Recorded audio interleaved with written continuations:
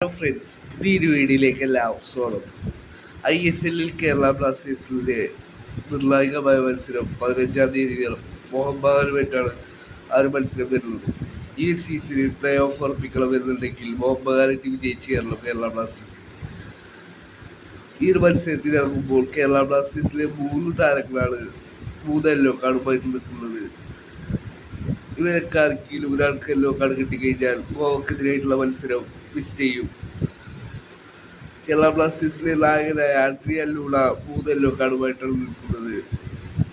Kerala ബ്ലാസ്റ്റേഴ്സിലെ ഡിഫൻഡറായ ഹോർബി palm 3 yellow കാർഡുമായിട്ടാണ് നിൽക്കുന്നത്. Kerala ബ്ലാസ്റ്റേഴ്സിലെ forward നിര കളിക്കുന്ന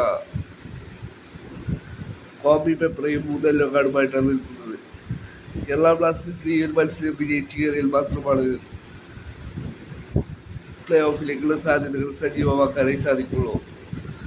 ഈ 3 താരങ്ങളും യെല്ലോ കാർഡ് വാങ്ങാതെ ഇരിക്കണം. FC ഗോവക്കെതിരെയാണ് ഗോവമായിട്ടുള്ള മത്സരം കഴിഞ്ഞാൽ കേരള ബ്ലാസ്റ്റേഴ്സിലെ മത്സരം. ഏതായാലും അടുത്ത മത്സരം വിജയിച്ചു കയറുവാനായി കേരള ബ്ലാസ്റ്റേഴ്സ് പ്ലേയേഴ്സ് എല്ലാവരും എല്ലാം സമർപ്പിച്ച് കളിക്കും.